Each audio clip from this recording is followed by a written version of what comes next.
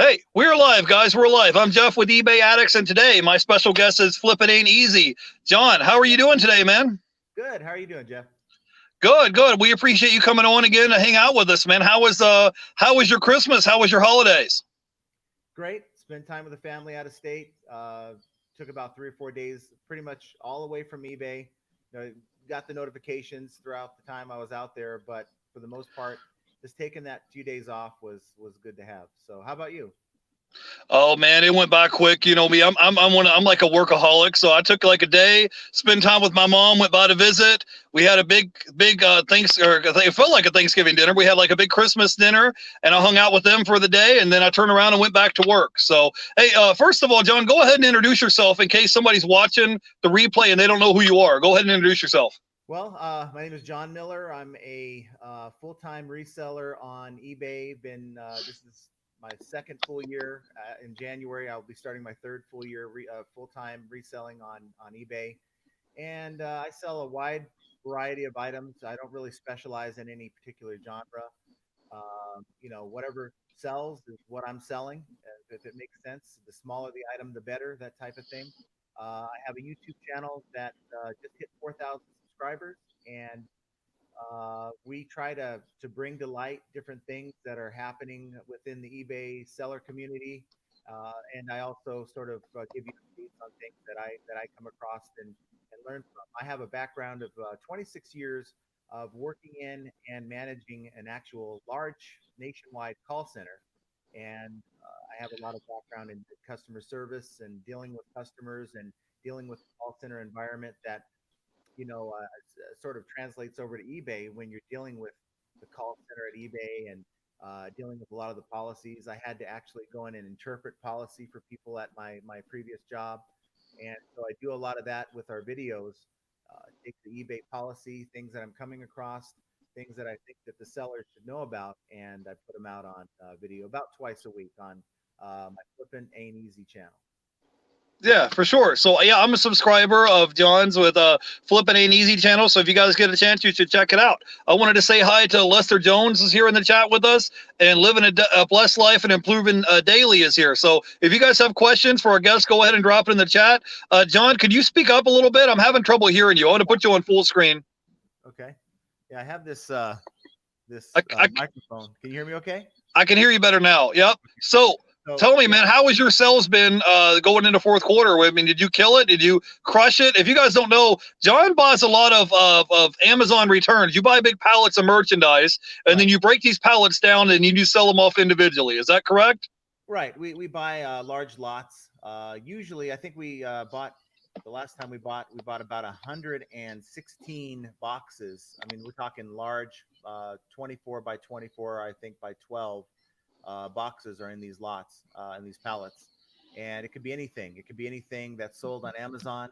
It could be anything from brand new iPad, which I found $1,200 iPad in there, and it could be anything, like dog food or cat food or things I wouldn't sell on eBay, clothing, just various things. And it basically means that I have to sell a lot of my items as if I have an eBay garage sale type store, which is fine.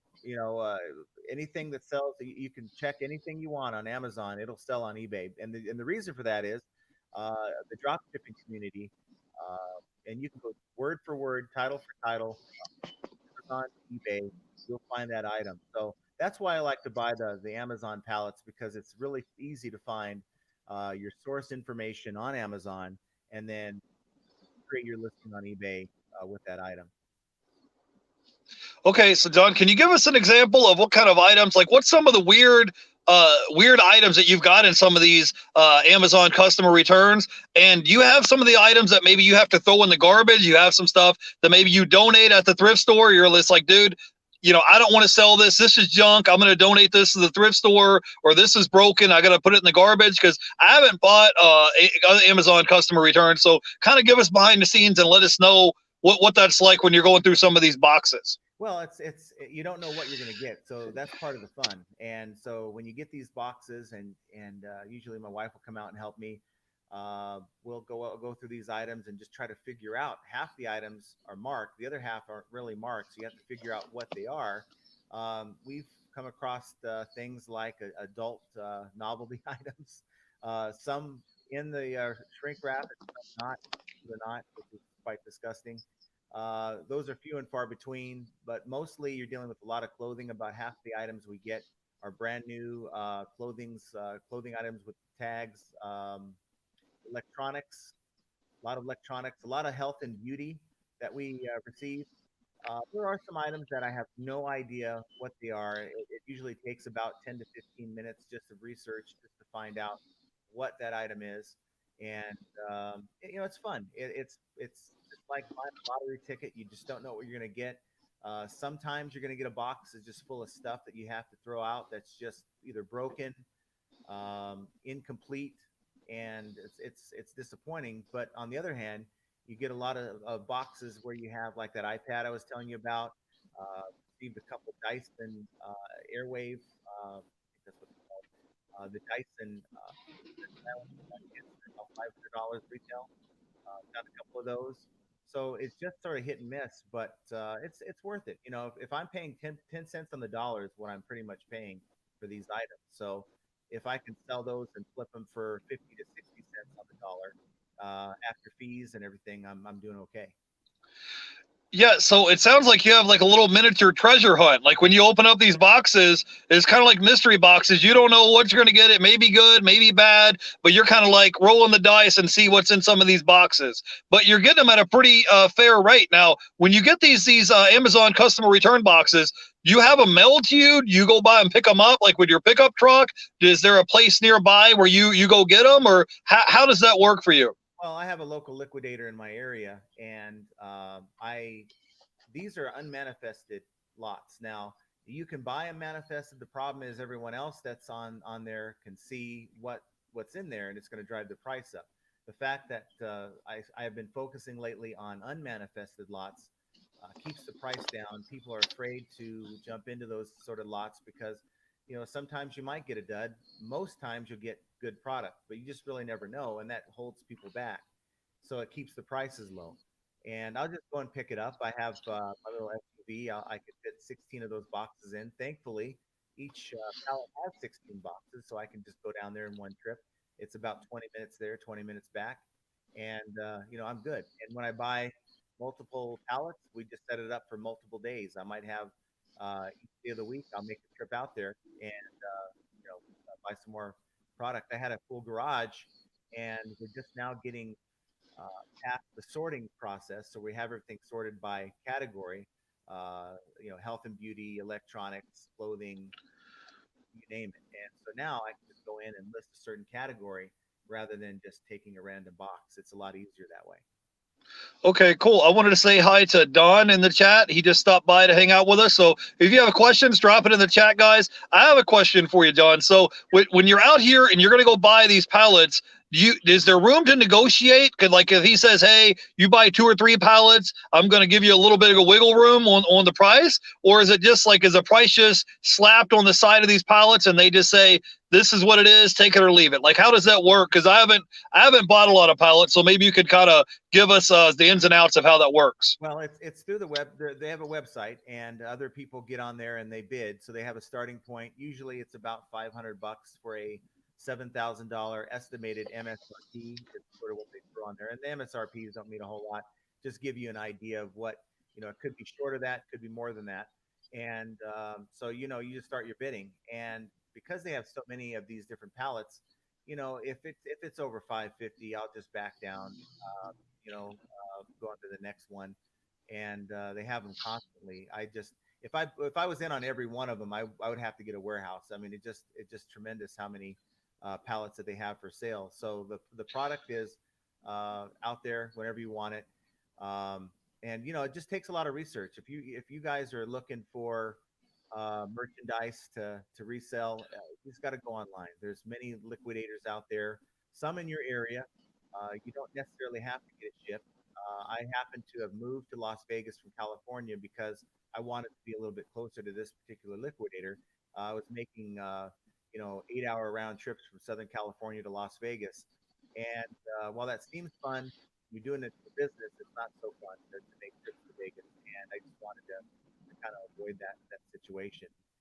And so, if you guys are looking to do this type of thing, there's many liquidators. There's one I wouldn't recommend, but I'll let you watch my videos to determine what I'm talking about. I don't want to defame any company out there. Usually, most liquidators are straightforward and honest. They're going to prepackage these customer returns. They're 100% customer returns, and some customer returns are brand new.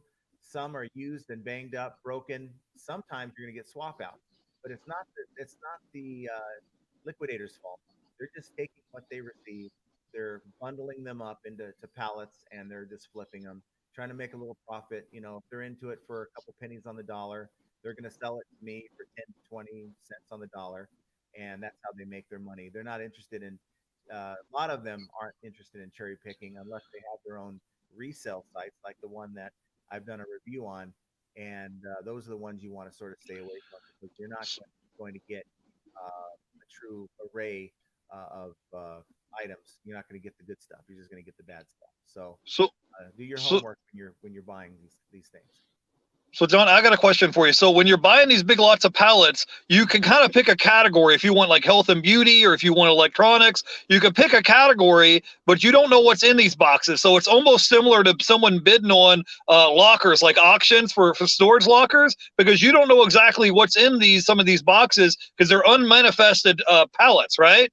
That's exactly right. You don't know what you're going to get, and that's part of the risk. But I can tell you, so far it's been more reward than loss for me on those pallets. There is more processing time because, again, I have to go in and sort these pallets by health and beauty, women's, men's, electronics, things like that, so that I can go back and list them. It's better to list within one niche than to list a shirt here and a hard drive here, an iPad there. It's better to get into a flow of the type of items you're selling. So we have about now, I think, about 30 to 40 boxes of just clothing. And we have another room that we just set up.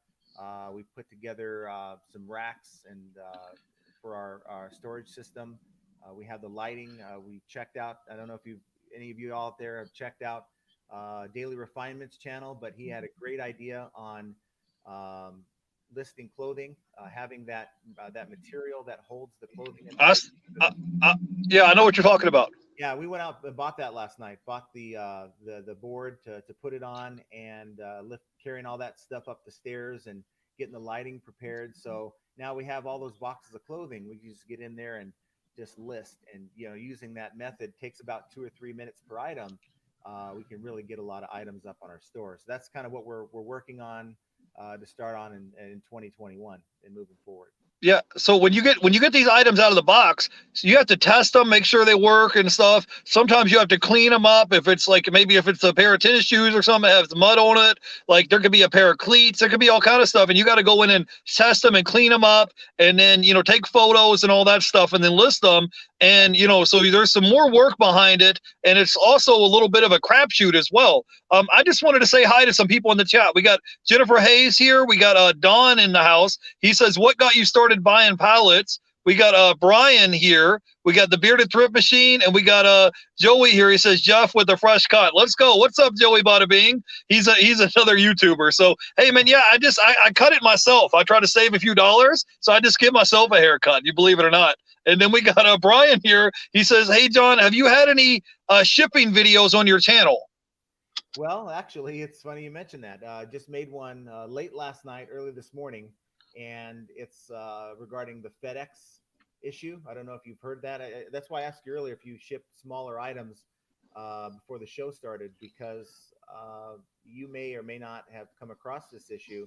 But if you ship larger items on eBay using eBay labels and you ship by FedEx, you are going to eventually come across an issue where you are going to be overcharged for shipping on some of these items. Now, I discovered out of 109 items on one of my stores that I shipped over the last 90 days with FedEx, that 21 of those items, roughly 19-20% of those items, were being charged at a higher rate than eBay was advertising. So when you label, you'll see the different options, whether it's UPS, eBay, or FedEx. And it'll tell you with FedEx you're getting up to an 80% discount, like on 2-day It's also on ground. It's also on the home shipping. And, on some of those, I just don't know. I have no rhyme or reason as to which ones are going to be rebuild. But Hey, I have a 10-pound item. They'll put that I under, I under put the weight by 10 pounds. Like hey, a 20-pound item, and hey, hey, hey, John. I'm sorry to interrupt you, man, but people yeah, in the chat saying they can't hear you. Can you maybe turn your volume up or turn your mic on? I'm not trying to be rude, but just they're having trouble hearing what you're saying. yeah. Well, let's just put the mic closer. Is that better? All right, we can hear you now. Yep. So I'm sorry go about go that. ahead. This mic is the same one I used on the last one, so it worked pretty well. So I don't know. Go ahead. We can hear you with the mic. Go ahead. I didn't mean to interrupt you. Go ahead. Okay. Well, and so what's happening with that, and it's something that I just noticed. I was doing some reconciliation with my accounting, and I noticed a lot of large charges that was coming through on my eBay invoice from FedEx. And so if you check out my video, it's the last one that I put out last night, early this morning, and it's going to open your eyes, especially if you ship a lot of larger items. I think collectively, as sellers, we have to really get on eBay about this. FedEx has their own little practice, and if they have to adjust the prices, that's what they do. But eBay has to be more forthcoming with FedEx's process so that we're not blindsided. I mean, $300 is what I overspent over the last 3 months, and for some, that's a lot. And there's a lot more sellers out there who sell large items in larger quantities than I do and ship with FedEx. And what may be 300 to me is maybe thousands to them. So it's a really good idea for anybody who's shipping with FedEx to get on it and check out my video. I show you how to sort of go through and check each of your items to see if you're being overcharged, and then go through your account over the last 90 days and, just contact eBay and see what someone's going to do. They gave me a credit, but that may not happen for everyone. This guy was a supervisor I ended up speaking with. I can tell he was sort of just wanted to get me off the line. It was easier for him to give me a credit than to put a dispute in with FedEx. So you may not get the same result, but you definitely have to get on top of this if you're shipping through FedEx. Okay, got it. Yeah, I just wanted to say hi. We got Edabio in the chat. We got Chris, the thrift shop hustler, is here. Joey Bada Bing and Brian here, and we got the bearded thrift machine. So we had a question in the chat from Don. He wants to know what got you started into buying pallets of merchandise. And I wanted to ask you, if someone is interested in buying pallets of merchandise, how do they go about looking it up? Do they just go to Google and then type in Amazon customer returns? Like, what do I need to look up? Who do I need to call? What do I need to do if I want to get interested in buying pallets of merchandise to resell? Go ahead, John. Yeah, you do your Google search. You can do liquidation. You can do liquidation. Just type in liquidation. You can do customer return liquidation. You can do Amazon liquidation. What got me started was 2 years ago, back in January of 2019, I lost my job. I had a 26-year career at this call center in management, and I had a choice to move to the East Coast, away from my family, or take a severance package and just move on and do something new. I had some experience over the years selling on eBay, so I said, you know what, I'm going to give this a shot, and I'm not going to move and uproot my family. And just as the choice that I made, it was one of those moments where life-changing moments. Either stay with the career and have continue building my retirement, or just do something. And I just took a chance. So didn't know where to really start. I had bought items from bulk.com before. I didn't make any money off of that. And so I wasn't really thinking about liquidation. We did some Ross and Marshall's runs, bought some shoes and bought some different merchandise to resell. We had posted a lot of pictures. We were really proud of it, but we didn't get a whole lot of leverage on those either. So I started looking again into liquidation, came across liquidation.com, bought a big pallet that had about 150 Apple AirPods. And, a lot of them were used, earwax and things like that, clean them out and resell them as used. It was quite gross, but I made a lot of money. I had 1 month where I sold about $25,000 in the month of March of 2019. So that told me I needed to continue to look for different suppliers. I found one that I talked about in some of my videos. Things went well for a while. bought Walmart returns and things like that. Started to focus on electronics. I learned early that you really want to focus on items that you enjoy messing with, and I'm a gadget guy.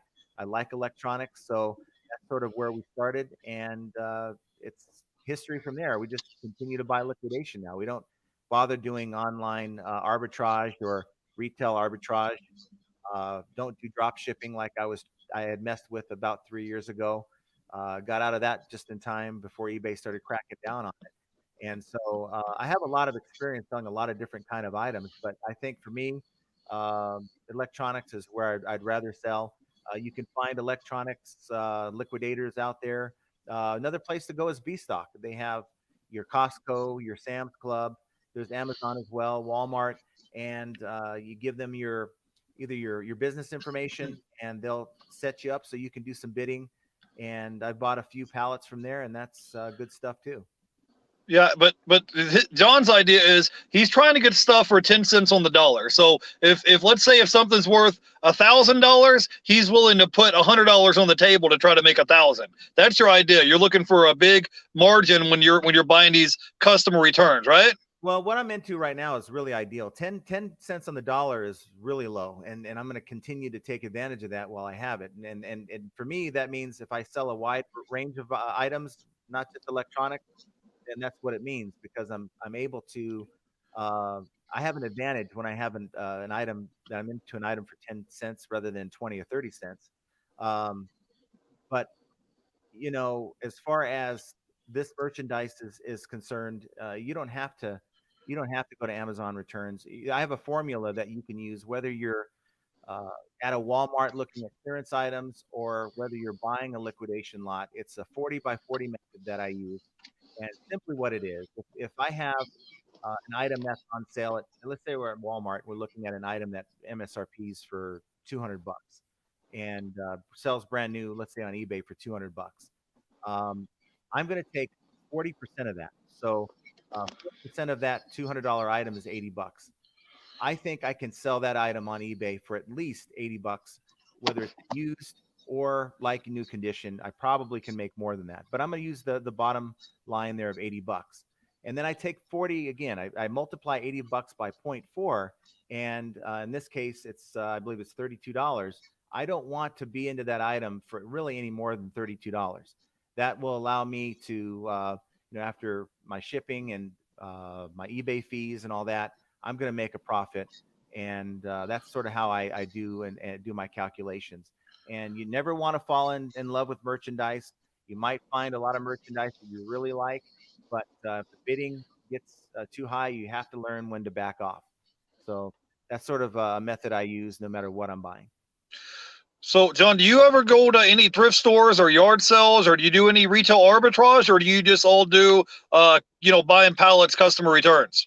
All pallets right now. I find it's easier. I save the time on sourcing. The sourcing is spent online. Maybe I'll spend an hour sourcing, finding items that I want to buy.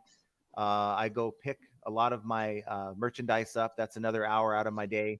But yard selling, I think that's for a lot of people, it's fun. You can go find treasures, and that takes a lot of time. And you're not really guaranteed to come away with a lot of merchandise. I used to do a little bit of that and the online and retail arbitrage. Uh, but it's just a lot of work. You go to, you hit all these Walmarts looking for stuff on clearance, and many times you come away with nothing. And I just didn't want to spend my time doing that. And I think liquidation is a way you can sort of take that time back and put it back into other aspects of your business. Yeah, so the idea is to kind of cut out the middleman as far as riding around the city, spending your time and gas money looking for merchandise that you may or may not get, and just you're cutting out that your sourcing time, and you're spending a lot more time on listing, handling customer service, shipping items, things like that, right? That's right. That's right. Yep. And which Hey, are all important parts of your business. You need to pay attention. There's a lot of big sellers out there who won't answer a message to anyone. I've been a buyer on the other end trying to talk to some of these larger sellers, and good luck sending them a message or asking them a question. Well, sometimes the questions people send you are just ridiculous. I had a question the other day, and someone wanted to get an updated tracking number, and they'll be like, "Hey, somebody asked me the other day. It's like, can you give me an updated tracking number?" And I'm like, "Dude, it's Christmas. I'm sorry to tell you that Yep. the post office is closed. It's a holiday. I will check on it for you, but the post office is closed. I can't give you an updated tracking number. I gave you a tracking number. I shipped it out the very next day that you ordered it, but I can't update it for you." But I Yeah. wanted to say hi to the bargain effect here in the chat. We got Hyphen Gold here. Edabio has a question. He wants to know, is it important to create an LLC for your eBay business? It's not necessary. I'm planning on doing that this year at some point, but it's just a way to separate your personal finances from the business. And while we have a sort of a method in place, it's not necessary. You don't have to have that.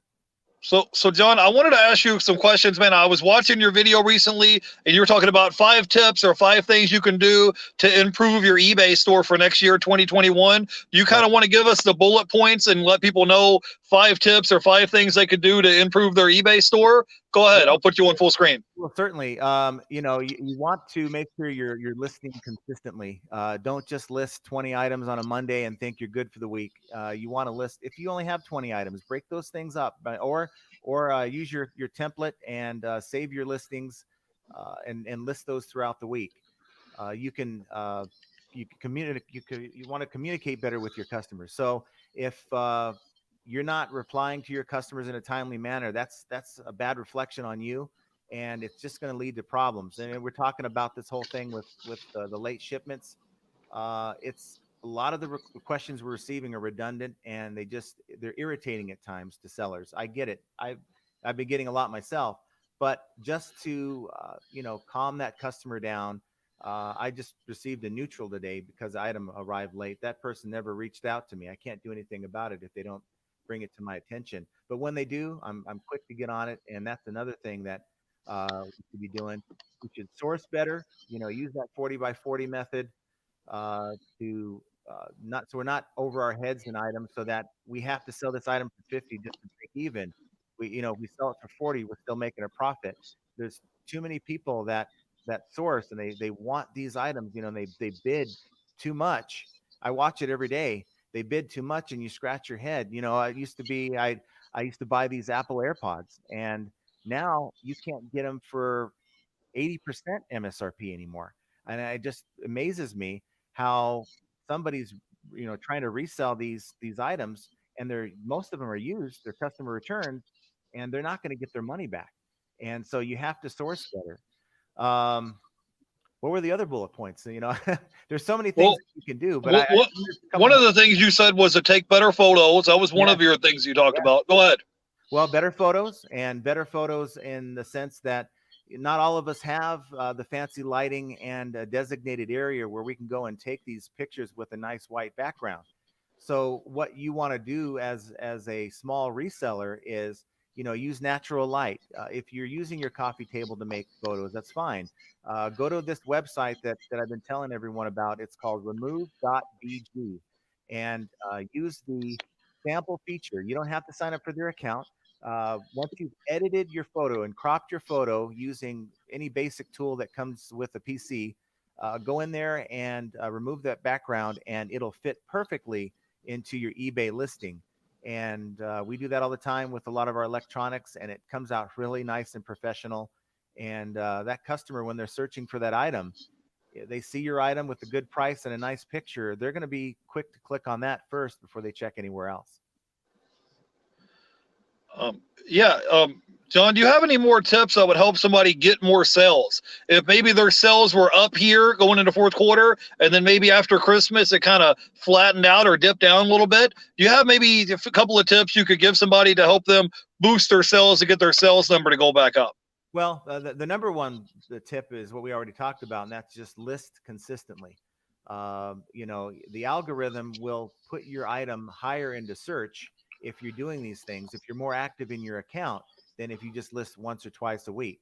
But another thing also, and I see it all the time, is your titles. And when I was drop shipping, I learned early that your titles and how you lay out your titles is actually uh, just as important as a nice photo.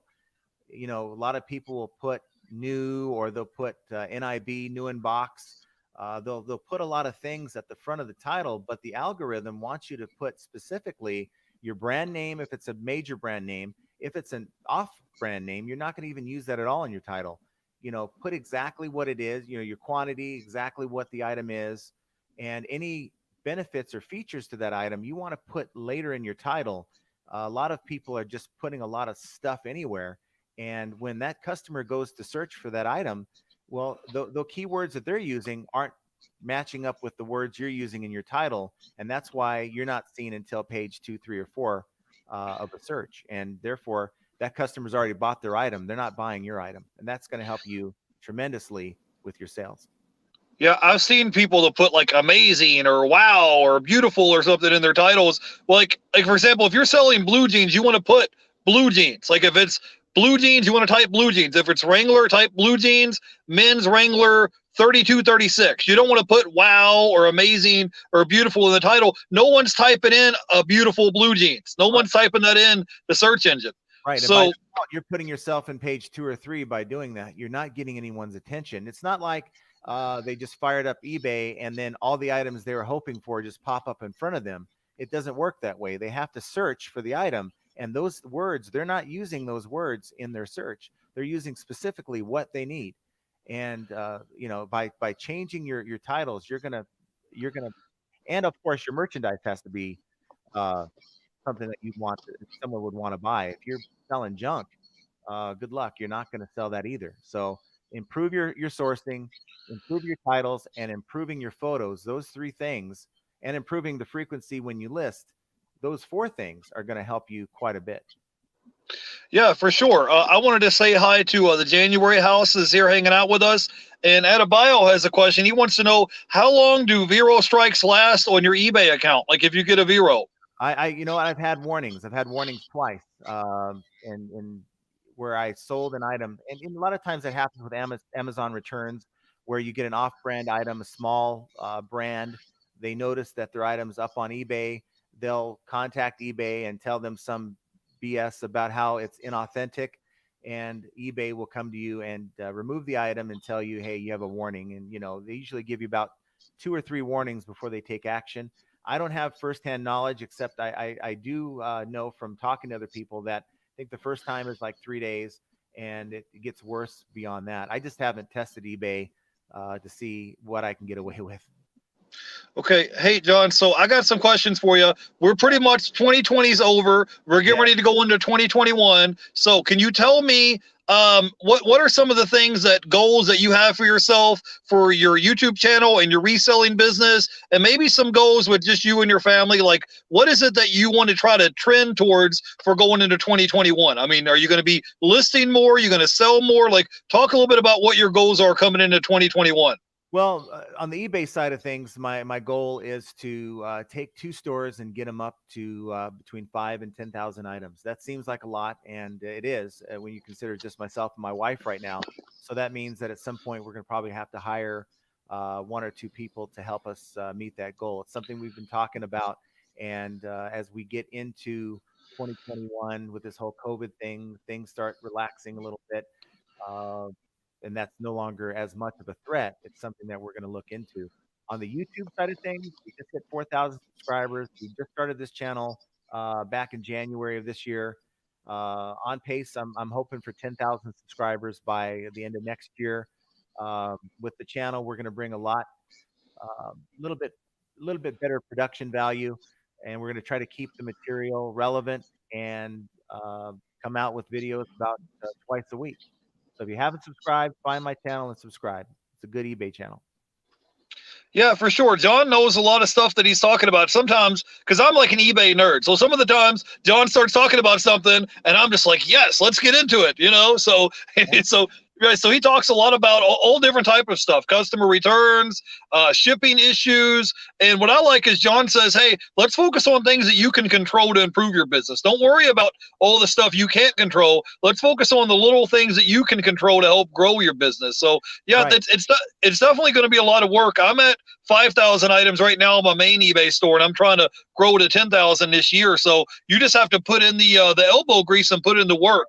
But it's It's gonna happen if you do it consistently and you keep putting the work in. It should snowball effect and keep growing over time. It's not gonna happen overnight, but you want to keep reinvesting your money back in your business. It might take 6 months, it may take a year, it may take a while for you to grow your business to that certain number. But I was talking to John before the show started, and I said, you know what? If I ever get to the point where I can have 20,000 items in my eBay store, I would never have to worry about being a pizza delivery driver. I would never have to be a school bus driver. I wouldn't have to work for the post office. I would be self-employed. It's just getting to that velocity to have enough high enough numbers in your eBay store, then you'll be self-employed. You'll basically be semi-retired. You won't have to have a boss. You won't have to wear a uniform. You won't have somebody yelling at you, telling you have to clock in at a certain time, and you can live life on your terms. So that's why I love eBay. It's just you have to put in the work to get to that point. Right. And provided you have decent merchandise, it's a numbers game. So for my calculation, looking at other stores, looking at my own performance, for every,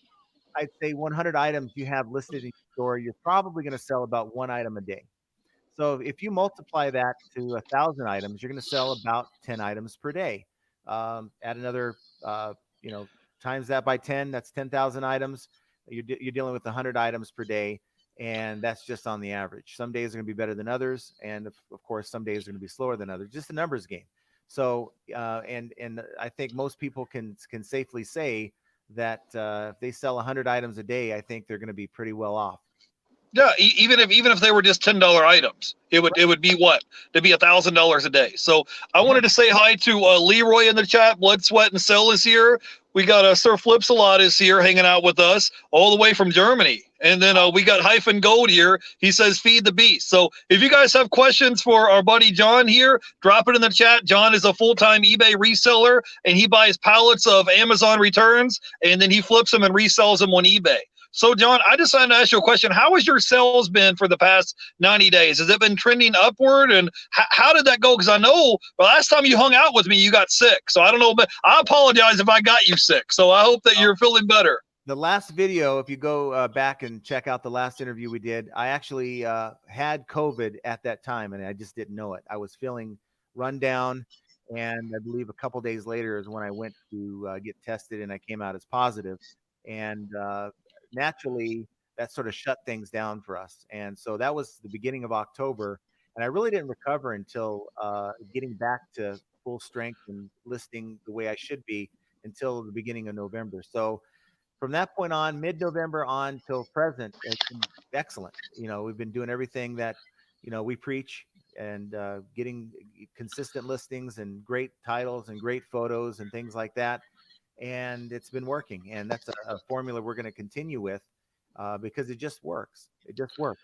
And I get a lot of people that, you know, tell me how slow that they're selling. I always try to ask them what items they're selling, because I really think there's two different categories of items. We break it down into need versus want. And during the Christmas holiday season, both need and want were selling because people were buying Christmas gifts. But now that we're out of that, it's probably until things improve financially with this economy, things are probably going to lean back towards the need side. And that's where, you know, you sell a lot of health and beauty, things of that nature. Things that people would normally go to, say, Walmart or their local Walgreens for. They don't have to leave their house. They can go on and buy it from you because it's a need and not a want. People are starting to pinch their pennies and limiting their purchases to things like that. And, you know, if we get into another lockdown, I hope that we don't, but if we get into another lockdown situation, Jeff, you're going to see a lot more sales because people are going to be in the house buying movies and video games and things like that. So, yeah. So yeah, 90% of all the stuff I sell fits in this little 6x9 padded envelope. So yeah, last time we had a lockdown, my sales shot up. So because a lot of people were indoors, they weren't outside, you know, riding bicycles. They were all indoors. So yeah, hopefully that doesn't happen. But I just we had a question in the chat from Sir Flips a lot. He wants to know, how long, John, did it take you to become full time? So what was your transition like from you working a full time job to now being a full time reseller? You want to talk a little bit about that? Well, there wasn't one. It was overnight. I was told 2 months prior that they were shutting our office down. They gave us our options. Initially, I thought I was just going to stay with the company, but after some soul searching, about maybe 3 weeks before the last date of work, I pretty much told them, hey, I'm just going to take the buyout and just go and and try to knock this eBay thing out. And so it was pretty much overnight. I think I took about a week off after, I left that job, and we just went full steam. And it's just been a learning process ever since. I didn't have any idea. I watched a lot of YouTube videos while I was working.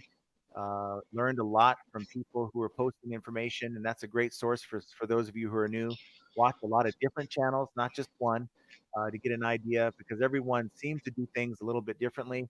Take parts of what that person is doing that you like and put it into your routine, and create a routine. Don't just It's easy to lose motivation in this business. Some days you get up out of bed, you just don't want to get up and work, but you have to take a look at your checking account in the morning, and then let that motivate you, because nothing fears me more than not being able to live and pay my bills. Thankfully, eBay has allowed me to maintain the money that I've had over the last 2 years, and so I have a nice little cushion in the bank. But what scares me is that money dwindling. And so, for all of you out there who are selling and just starting, just stay motivated. And there's really no transition. If you are faced in that same type of situation, it's get up and go. You really don't have a transition. So, John, when you left your corporate job to be a reseller, did they give you a severance package or anything like that? Did they give you like a buyout or a severance package, or did you get to file for unemployment, or how did that go? Or did you just kind of like jump out of an airplane and try to figure out how to open the parachute up on the way down? Like, Well, how did no, that happen? I received a 6 month severance package, which is the nest egg that I use to buy merchandise and to give this a go. Honestly, when I started, I wasn't sure if I was going to be able to make this thing last for more than a year, and so I held the possibility of going back to the workforce aside. But as things got better, 2 months after I started, I hit that jackpot, got all those AirPods, and I made about $25,000 in sales in just that 1 month of March. And nothing's nicer than being we took a little vacation, and a sourcing vacation, where we came out to Vegas. We were still in California at the time. Came out to Vegas, stayed a couple nights in Vegas, and you see that phone, you see $1,000 day, $2,000 day, and you're just it's a lot nicer to be able to create your own schedule. I don't have to answer to a boss. I don't have to do all those things. Of course, I have to answer to myself. And as a result, I've been working 10 to 12-hour days. But it's a lot easier to work 10 to 12-hour days when it's on your terms than when it is on, say, some company's terms. It doesn't care about you. And it's a lot better. So, but it comes with a lot of work and effort. You just can't just get up, buy a few items, let them accumulate in your garage, and expect that you're going to make a killing in this business. You have to go to work, and you have to get the job done. Okay, yeah. Sir Flips a lot. He wants to know, how long before leaving did you begin eBay? So were you already kind of doing eBay like part time as a side hustle? Like you already had some experience. Like how long did you begin eBay before you left your full time job? I've been selling on eBay since 2002.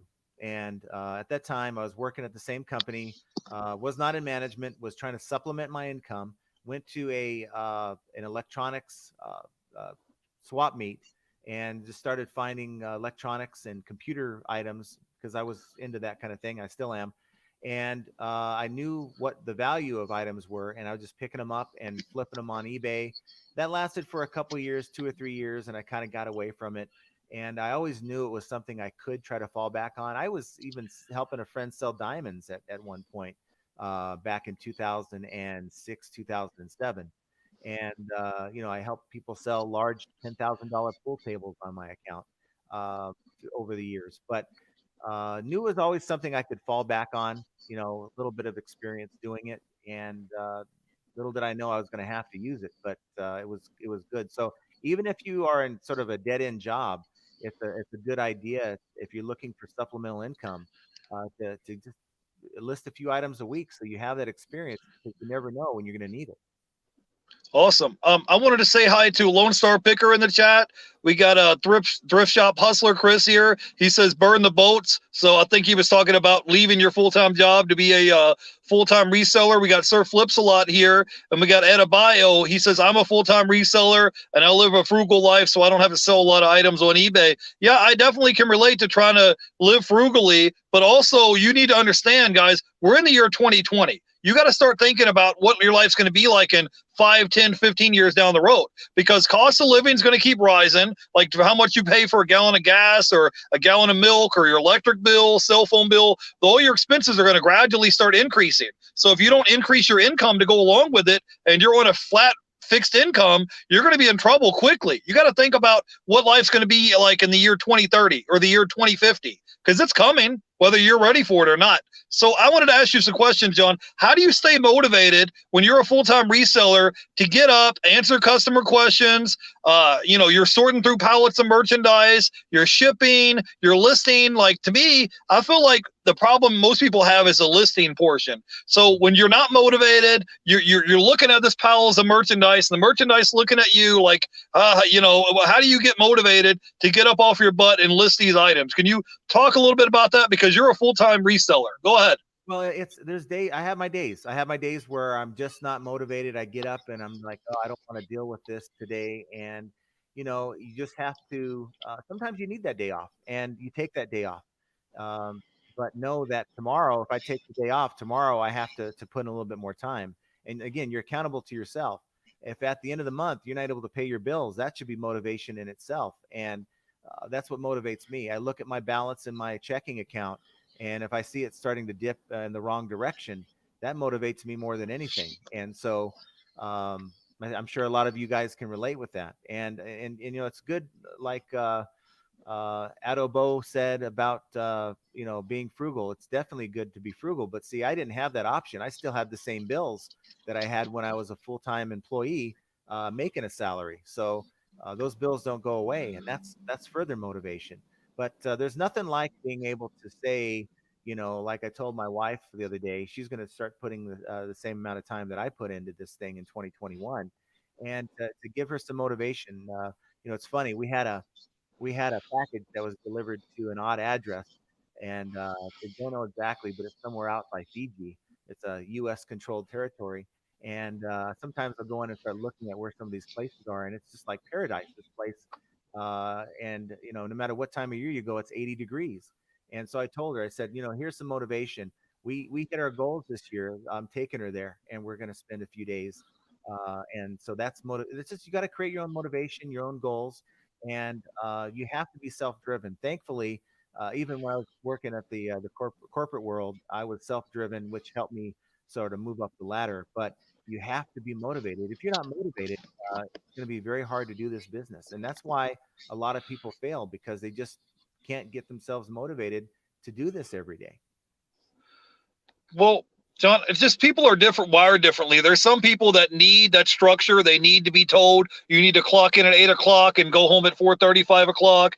They have to be told when to take their lunch break, when to take their bathroom break. They need that structure, and if they don't have a structure environment, they can't function on their own. They're just people are just wired differently. It's nothing good or bad. That's just the way people are wired differently. What I do to give myself a little trick when I'm listing items on my eBay store, I think about having my eBay store almost as like my eBay bank account. So when I'm listing items in my account, I'm thinking about, hey, I'm depositing checks in my bank account, right? That's what I do. I'm like, okay, I just deposited a $500 check in my eBay bank account, and I'm waiting for that check to clear the bank. And once it clears the bank and you hear ka-ching, then, your check's officially cleared the bank. So even if it's a $10, $15, $20 check, every time, and when I don't feel like listing, I'm like, okay, I'm depositing this $20 check into my eBay bank account. That's what I do to try to get myself up and motivated, because I'm looking at it and I'm saying, this is a stack of DVDs or Blu-rays or video games. And you're like, man, I'm tired. It's pouring down rain.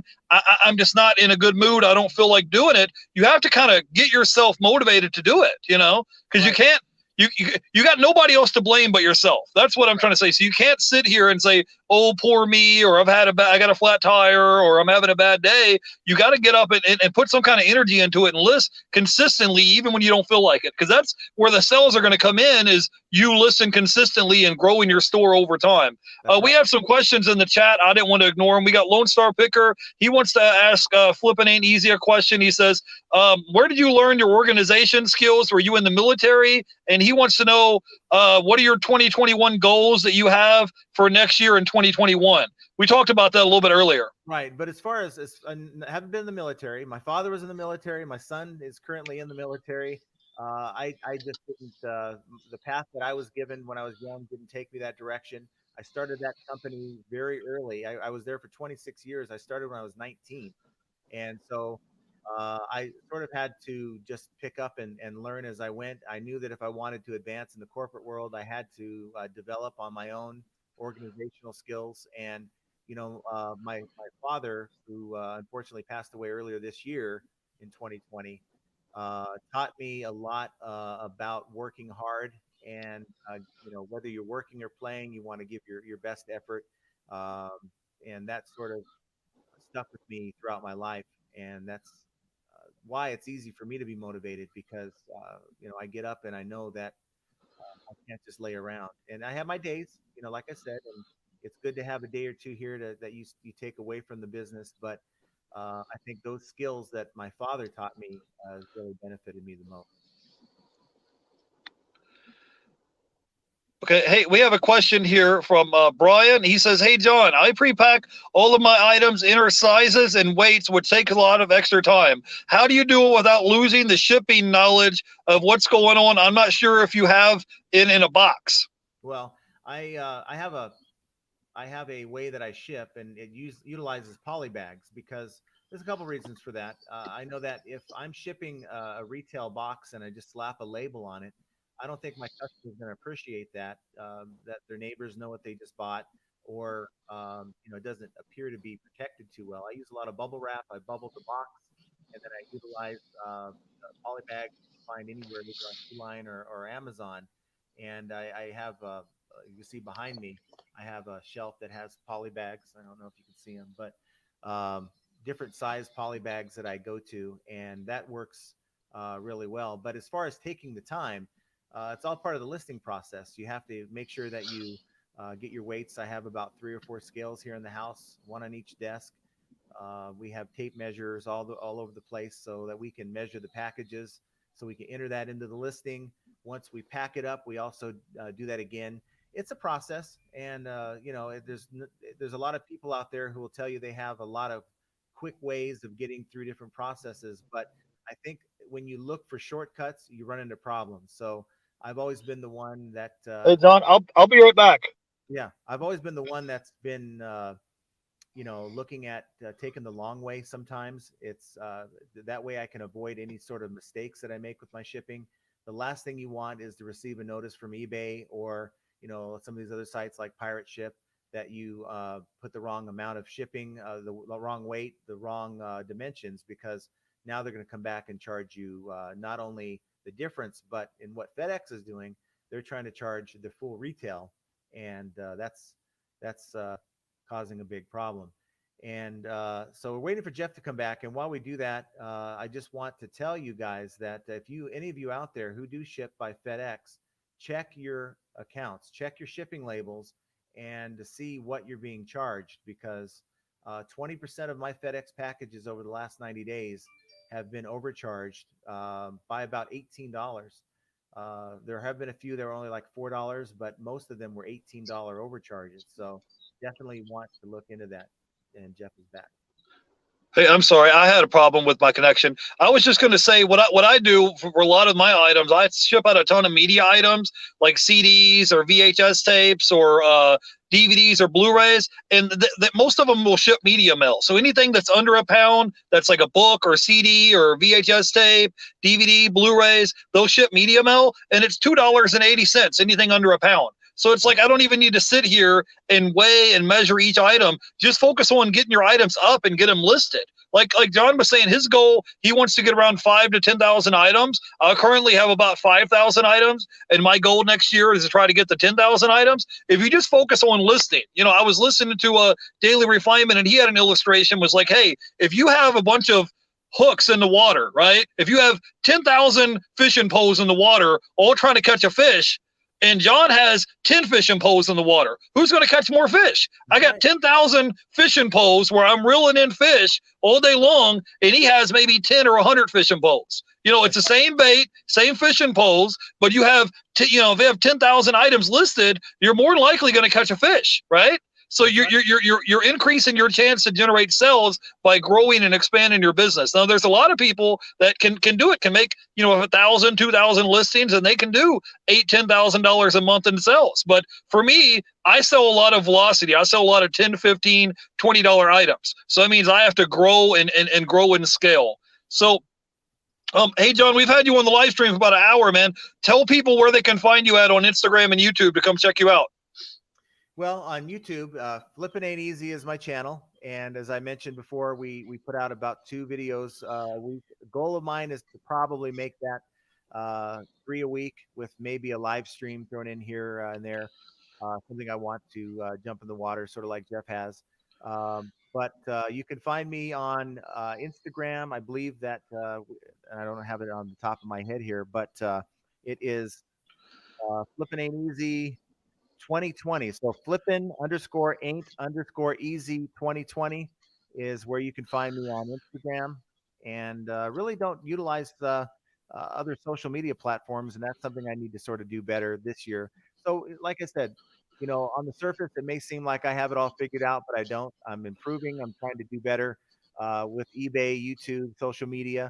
And no matter how small of a reseller you are, you may think that it's just too much to do, but really, you got to start small and continue to improve, and that's how you grow. And no matter how large you are, there's a lot of large YouTubers out there, and they're telling you all the time how they're doing new things, or they're jumping into new venues and ventures, and you have to have that mentality in this business, because if you get complacent and stop trying to grow, you're going to fail. Yeah, that's for sure. You want to constantly be trying to improve. You want to constantly be trying to grow. You have to remember, every time I list an item, you're competing with Walmart, Amazon, all these other companies, Target. They're all trying to sell the same type of merchandise you are. And so you have to figure out what you can add, what value add you can give to the customers. And because you're competing with somebody. If I list a Blu-ray, all right, I'm competing with Amazon, Best Buy, Walmart, Target, other eBay sellers that are all trying to sell the same item I am around the same price. So you have to figure out what you can do to kind of set yourself apart. Do you have any other final thoughts, John, in closing before we let you go? I've got your links down below for Instagram and YouTube. Well, final thoughts. It's hard to say what 2021 is going to look like. Based on what I've seen, it's not going to be pretty. Just have to focus. If you are new to this business, focus more on selling need items versus want items. I've said that on a few videos, and it's proven itself to me, and that's where I'm going to focus on. But look at a lot of different resellers on YouTube. Like I said, especially if you're new, find information that works for you, and just go with it. Don't hesitate. Just like when I started this YouTube channel, I was hesitant. I should have started it 6 months before, but I just didn't get started. And so with eBay, you just got to get started. Even if it's a side hustle, start selling the items that you currently own in your house. Get a feel for eBay that way without spending any extra money.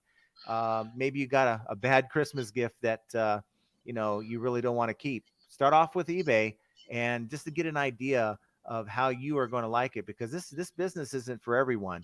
And while it might seem great, we might come out here on YouTube and paint a rosy picture, but I got to tell you that it isn't always that way. That's why my channel is called Flippin Ain't Easy, because there's a lot of things that you don't see on the surface that we don't tell you, that deter a lot of people after they get started. So give it a try and see if you like it.